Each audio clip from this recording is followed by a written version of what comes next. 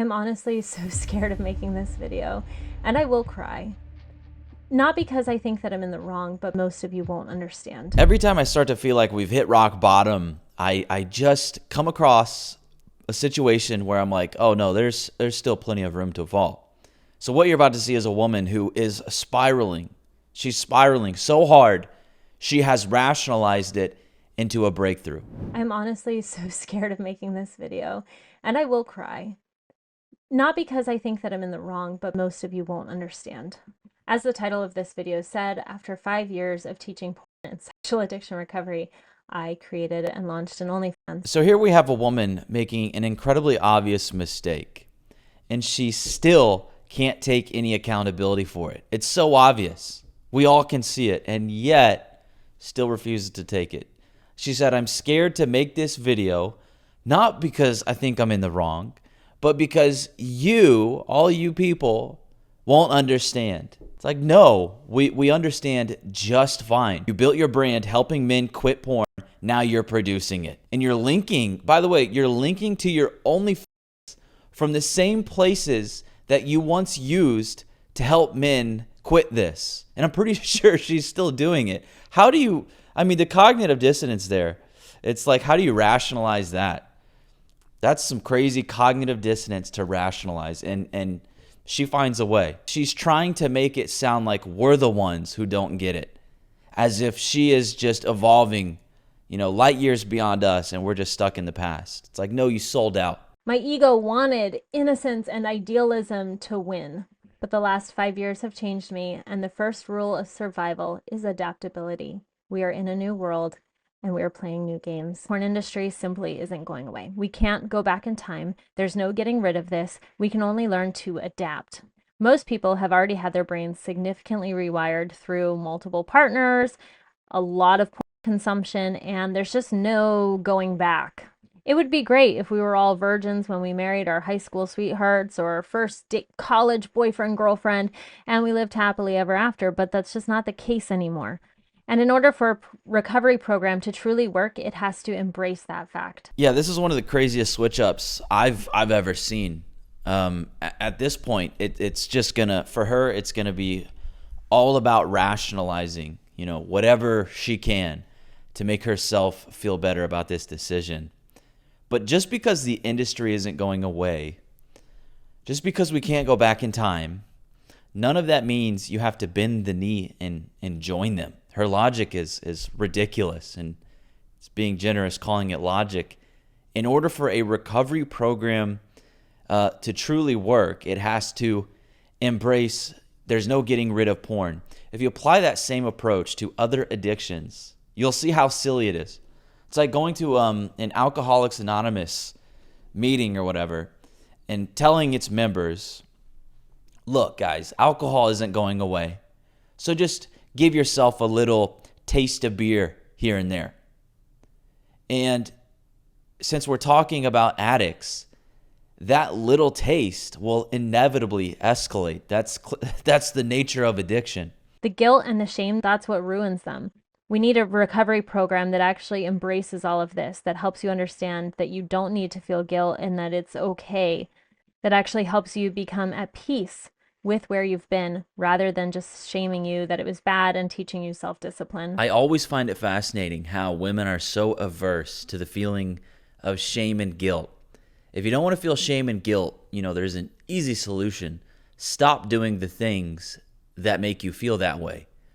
Sure, it's going to take some failure, some trial and error, but that's the path to actual growth. Like what? We're just trying to eliminate all shame and guilt now? Like this is a fundamentally bad thing? Aren't those feelings signaling that something is wrong? If I lie to someone I care about, I will feel guilt. Especially if it's a big lie, because I should feel guilt. If I act in a way, that is beneath me, I feel shame because that feeling means something. It's wild, man. It's so wild watching even women who used to get it, like her, I guess, slowly revert back to this like anti-shame, anti-guilt mindset. No standards, again, no standards, no accountability. Just do whatever you want, and if it makes you feel bad, ignore those feelings and actually, put a bad label on them, because it's not the behavior that's bad. It's the fact that you're feeling those things, which is a social construct that is, enforced by people who are just stuck in the Stone Age. And it always goes back to that. It's like this progressive embrace, just kind of doing whatever the fuck you want and having no standards, no accountability. So it becomes, comfort and self-soothing. And what she's doing is she's dressing all of that up as like pragmatism. A lot of people need to be rewired back to something natural, and that's a hard truth. People are watching some crazy stuff nowadays. We're watching furries. We're watching just insane, violent, crazy, crazy stuff online, AI stuff. I mean, the technology side of this is just going bonkers. And I think a lot of people actually need rewiring back to something natural, something safe, something healthy. So yeah, she's telling addicts to put down the whiskey and pick up the hard lemonade, as if that won't escalate, as if that is somehow recovery. Again, these are addicts you're dealing with, woman. Escalation is the pattern. And yet, what's funny is she volunteers herself as the solution. She says, I'll rewire you through my OF. Like, why does she have to be the one they go to? Like, couldn't she just point them to somewhere else that she approves of? Just say, no, this is bad, but you can go over here. I approve of this. Rewire yourself with this. She could just point to a different OF prostitute. Like, if she really meant it, she could do that. But instead, she volunteered to be their new drug. She's, I'll be that for you. Me. I'll go ahead and do it out of my sheer generosity. It's like, how do you go from being this is so crazy. This is so crazy. How do you go from being completely against this to voluntarily and enthusiastically creating it? It's crazy that enough random chicks out there, are signing up to this platform in mass. Like, that is staggering. It's depressing as well. Just get rid of this website. Get rid of OF for sure. But what's truly crazy is that it even was able to penetrate the mind of a woman deeply against all of it. Make her do a complete 180. It's just absolutely insane. It really is. And of course, I reject this idea that OnlyFans content is some healthier, more natural alternative to like other websites, I guess. It's just another flavor of degeneracy, ultimately. Don't shame me for what I'm doing. If you don't like it, don't participate. But don't make me the villain. Next, maybe as a female, I was never meant to lead men. I accept that. It's been an uphill battle as a business. It's been an uphill battle for me personally. Everyone always asks, how often do your clients fall for you? How often do they develop emotional attachments? Too often, okay? That's the honest answer. I didn't want to face it before. I didn't want to accept it. We all knew it was true from the very beginning. It's painful. It makes me sad.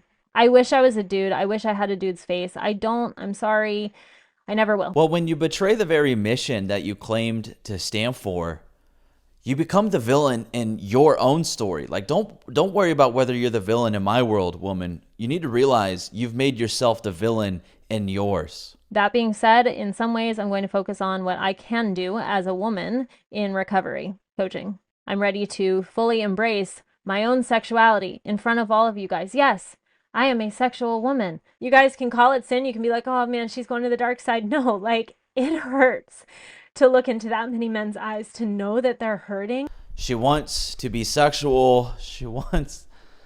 Oh my God. And I've gotten off calls and just wanted to cry because I tried to be strong on the call and I was like, no, keep going. Like, don't do anything. Like, you got this. And just knowing that, like, they're dying inside because their biology, their soul, their spirit craves that feminine beauty, craves that feminine love, and there's no one to give it to them. So this is interesting because what we're seeing here firsthand is a woman who tried to be there for a bunch of different men for 5+ years, and it broke her.